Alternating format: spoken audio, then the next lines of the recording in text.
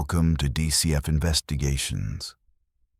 To understand the magnitude of the event we are about to discuss, one must first understand the atmosphere of London in the spring of 1999. It was a time of relative optimism, the era of cool Britannia, a period where the grim anxieties of the Cold War had faded and the new millennium was approaching with a sense of digital promise. Fulham, a leafy and affluent district in southwest London, was the epitome of this comfort.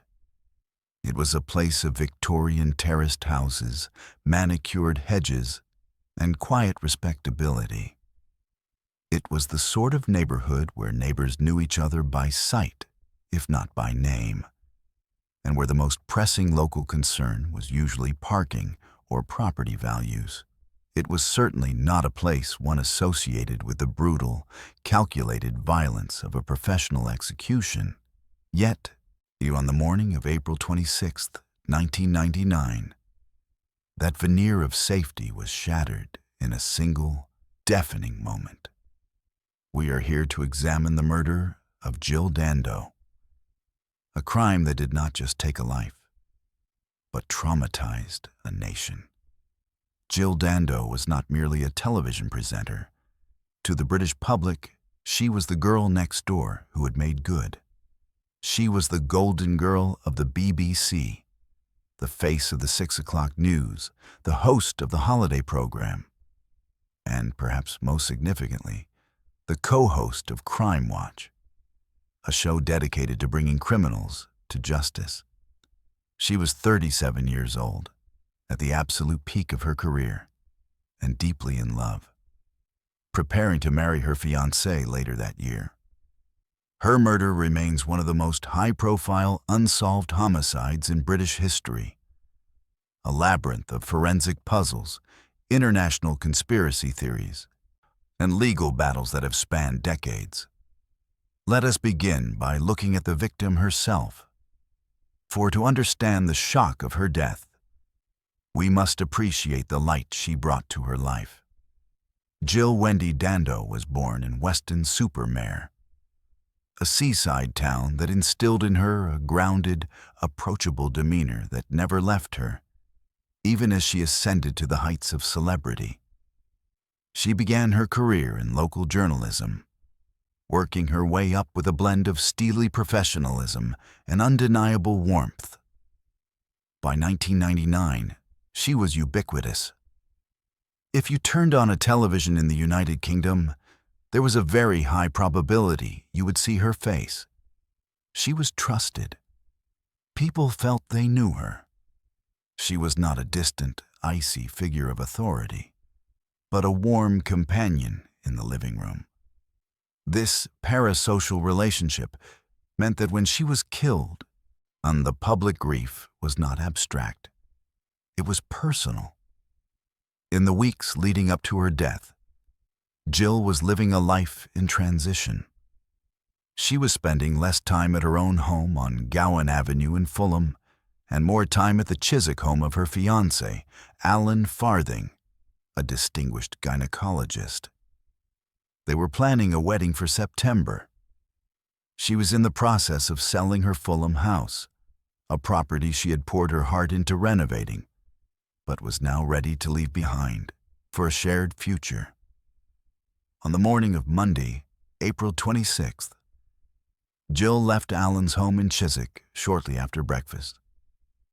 It was a mundane morning, filled with the trivial errands that make up a life. She drove her BMW convertible, a symbol of her success, towards Hammersmith.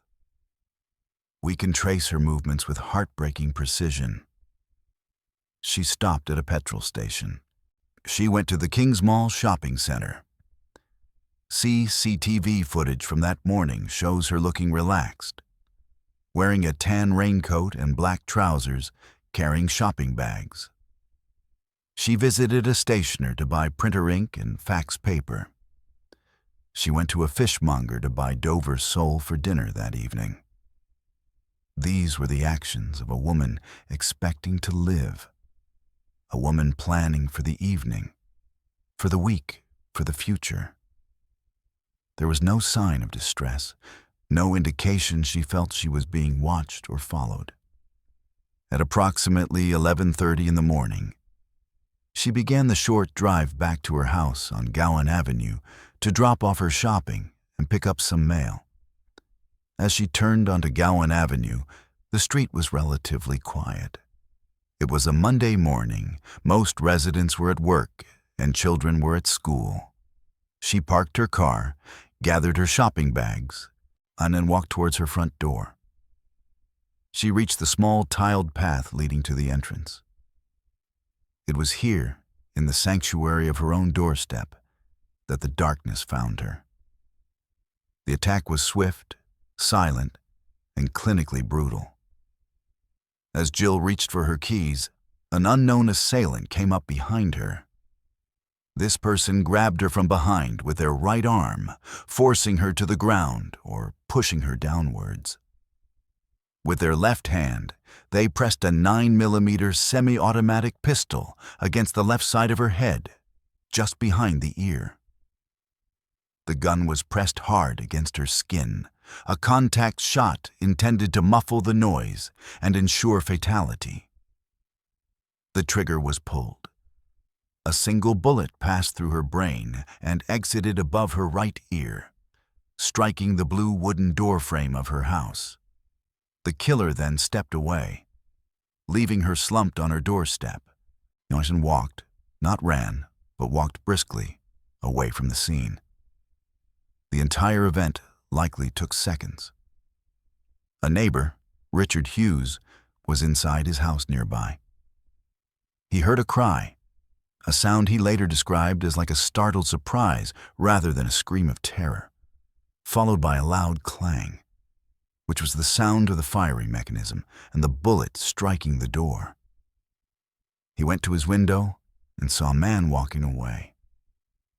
This man was white, around 6 feet tall, with dark hair, wearing a dark coat. He did not look back. He simply vanished into the urban landscape of London. It was another neighbor, Helen Doble, who made the horrific discovery just 14 minutes later. She walked past the house and saw a figure slumped in the doorway. At first, she thought Jill might have fainted or collapsed. As she got closer, the grim reality became apparent, and the scene was traumatic. Jill was unresponsive. Police and paramedics arrived within minutes, and although they worked desperately to revive her, and she was rushed to Charing Cross Hospital, it was a futility. Jill Dando was pronounced dead at 1:03 p.m. The investigation that followed, named Operation Oxborough, would become the largest criminal inquiry since the hunt for the Yorkshire Ripper. It was led by Detective Chief Inspector Hamish Campbell. The pressure on the Metropolitan Police was crushing. The media presence was suffocating. Satellite trucks lined the streets of Fulham, and every newspaper in the country demanded answers. Who would want to kill the Golden Girl? The initial analysis of the crime scene presented detectives with a baffling contradiction. On one hand, the murder bore all the hallmarks of a professional hit.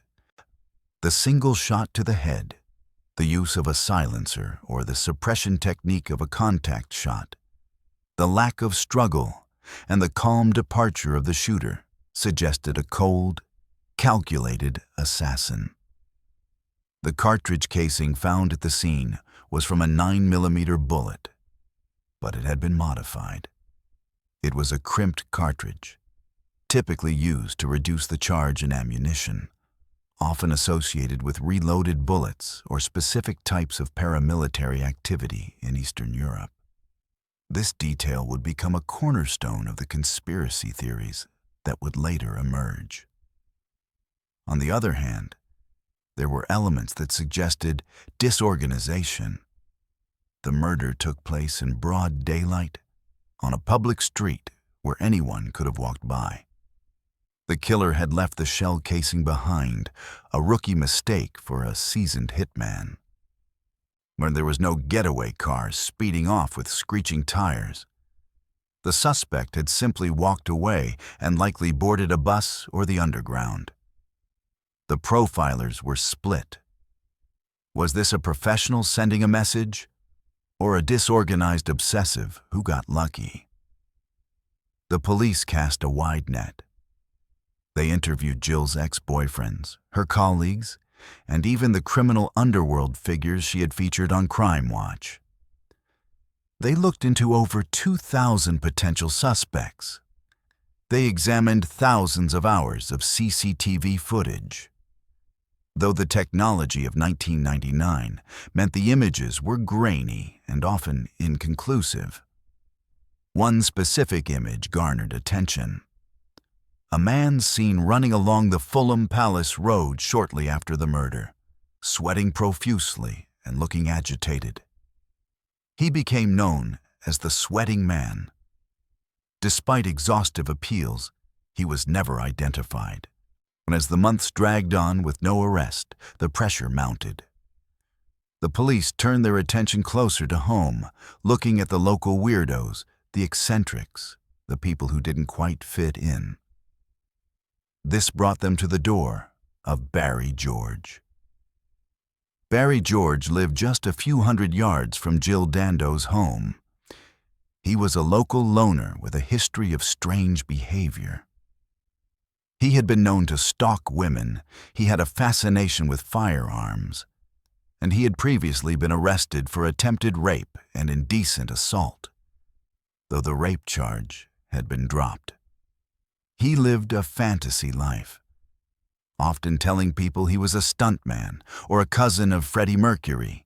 He had even changed his surname to Bulsara, Mercury's birth name, for a time. He had also posed as a member of the SAS, using the alias Thomas Palmer. When police searched his chaotic, cluttered apartment, they found what they believed was a gold mine of circumstantial evidence. They found lists of local women, photos of women taken on the street, and huge archives of newspapers, some of which featured Jill Dando. They found gun holsters and magazines about weaponry, but most critically, in the pocket of a coat found in his hallway, forensic scientists found a single, microscopic particle of firearms discharge residue, or FDR. This particle, less than 0.5 millimeter in size, contained barium, aluminum, and lead. The prosecution would later argue that this particle matched the chemical composition of the residue found in the cartridge casing at the murder scene. It was the smoking gun the police had been desperate for. Barry George was arrested and charged with the murder of Jill Dando, where the trial began in 2001 at the Old Bailey. The prosecution painted a picture of Barry George as a dangerous, obsessed loner who craved celebrity and recognition. They argued that he had fixated on Jill Dando and killed her to achieve a twisted form of fame. They highlighted his previous convictions, his lies about his whereabouts on the day of the murder, and his obsession with guns. They brought forward witnesses who claimed to have seen him in the area. And of course, they presented the single particle of FDR as scientific proof that he had pulled the trigger. The defense argued that George was a fantasist. Yes, but not a killer. They pointed out that he had a low IQ and was physically incapable of executing such a calm, professional hit. But they argued that the stalking evidence was merely the collection of a hoarder who kept newspapers about everything, not just Jill Dando. They pointed out that despite the bloody nature of the crime, the blowback from a contact shot to the head would have been significant. No trace of Jill's blood or DNA was found on Barry George or any of his possessions. Despite the lack of direct evidence linking him to the scene, the jury was swayed by the circumstantial case and the forensic evidence. Barry George was found guilty by a majority verdict of 10-1. he was sentenced to life imprisonment. The police and the public breathed a sigh of relief. The monster had been caught. Justice had been served. But the story did not end there. In fact, the conviction of Barry George was just the beginning of a legal odyssey that would expose deep flaws in the forensic science used to convict him. For years, George's family, led by his sister Michelle Diskin, campaigned tirelessly for his release. They argued that he was a scapegoat, a convenient local oddball pinned for a crime the police couldn't solve. The turning point came with the advancement of forensic science. Experts began to question the validity of the single particle of firearms residue.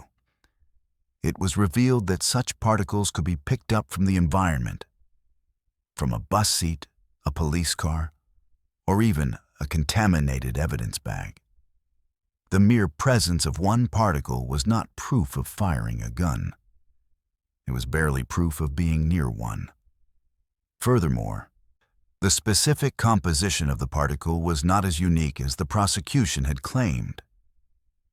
In 2007, after 2 failed appeals, the Criminal Cases Review Commission referred the case back to the Court of Appeal. The court ruled that the FDR evidence was inadmissible and that the conviction was unsafe. A retrial was ordered. The retrial in 2008 was a very different affair. The defense, led by the formidable William Clegg QC, systematically dismantled the prosecution's case. Without the firearms residue, the state was left with only circumstantial evidence. Barry George's strange behavior and his proximity to the scene. The defense highlighted the sightings of other potential suspects that the police had dismissed. They focused on the sweating man and the man seen by the neighbor Richard Hughes, noting that Barry George did not fit the description of the calm, dark-haired man in the suit. On August 1st, 2008, the jury returned a verdict of not guilty. Barry George walked out of the Old Bailey a free man, having served 8 years for a crime he did not commit. But his acquittal left a terrifying void. If Barry George didn't kill Jill Dando, who did? And where were they now? This brings us to the murky waters of conspiracy theories and alternative suspects, of which there are many. With the local stalker theory dismantled, attention swung back to the idea of a professional hit. The most prominent of these theories is the Serbian connection. In April 1999, the NATO bombing campaign against Yugoslavia was at its height. British planes were bombing Belgrade. Just days before Jill's murder, for NATO had bombed the Radio Television Serbia building in Belgrade, killing 16 civilian staff members. The Serbian warlord Arkan had reportedly put out a death list of Western figures who had supported the intervention. Jill Dando had fronted a televised appeal for Kosovan refugees, fleeing the Serbian aggression. Proponents of this theory point to a call received by the BBC shortly after the murder, where a man with an Eastern European accent claimed responsibility, saying, "Your government killed our people, now we killed your presenter." They also point to the specific type of ammunition used, the crimped 9mm cartridge. Experts suggested this was a technique favored by assassins in Eastern Europe to reduce the velocity of the bullet, making it quieter and ensuring it stayed in the skull to cause maximum damage. Well, the method of the killing, the contact shot, the double-tap failure, and the clean escape strongly supports a professional hitman who could have entered the country, executed the target, and left within hours. Another theory revolves around the criminal underworld of London. Jill Dando was the face of Crime Watch. She appeared on television every month, asking the public to identify violent criminals. While she was the presenter, not the investigator, She was the public face of law enforcement. Could she have been targeted to send a message to the police? Some theories link her death to the Kenneth Noyer case or other high-profile gangsters of the era. Intelligence reports suggested that criminals in prison had been overheard discussing a hit on a TV star, though nothing concrete ever materialized. Then there is the theory of Joe the Peppermint Man. This theory suggests a case of mistaken identity or a personal vendetta from a different angle. It was reported that a man from the criminal underworld had traveled to London to kill someone else. Perhaps a blonde woman who lived in the area and mistook Jill for the target. Or perhaps there was a stalker that the police simply missed. Someone who was not Barry George, but just as obsessed, yet more careful. We must also consider the Glasgow connection. A few weeks after the murder, a call was made to a newspaper claiming the killer was a man from Glasgow who was paid £30,000 to carry out the hit. The caller gave details about the gun that were surprisingly accurate. Police investigated this link, tracing individuals in the Glasgow underworld, but the trail went cold. In the years since Barry George's acquittal, the case has remained open, but inactive. It is a cold case in the truest sense. The police have stated they will not reopen the investigation unless compelling new evidence emerges. But what could that evidence be? The gun has never been found. The clothes the killer wore have never been found. There is no DNA. There are no fingerprints. The tragedy of Jill Dando's death is compounded by the lack of closure. Her fiancé, Alan Farthing, went on to become the Queen's gynecologist, a man of immense professional standing who had his personal happiness stolen in a moment of senseless violence. Her co-presenter on Crime Watch, Nick Ross, campaigned for years to keep the case in the public eye, even founding an institute for crime science in her name. Well, we are left with a haunting image. A sunny morning in Fulham. A woman at the height of her powers, walking towards her front door, keys in hand, thinking about her wedding, thinking about the fish she just bought for dinner. And then a shadow steps out. A metallic click and silence. The murder of Jill Dando exposes the fragility of our perceived safety. It reminds us that even the most beloved, the most public, and the most protected among us are vulnerable to the chaos of human malice. Whether it was a geopolitical assassination, a gangland retribution, or the act of a solitary madman, the result is the same. A brilliant light extinguished, and a justice system that, in this instance, failed to provide an answer. As we look back at the case today, we must ask ourselves, is the perfect crime possible?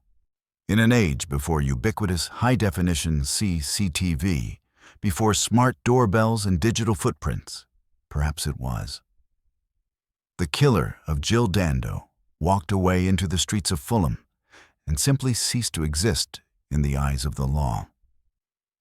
They may be alive today, watching the documentaries, reading the articles, holding the dark secret of what they did on Gowan Avenue. Thank you for joining us on this deep dive into one of Britain's darkest mysteries. This has been a production of DCF Investigations. We are dedicated to uncovering the details that others miss, to telling the stories that need to be told. Now, I turn the question to you. Do you believe the Serbian hitman theory holds water? Or do you think the answer lies closer to home, perhaps with a stalker the police overlooked? Leave your thoughts, your theories, and your analysis in the comments below. We read every single one. Until next time, stay observant and stay safe.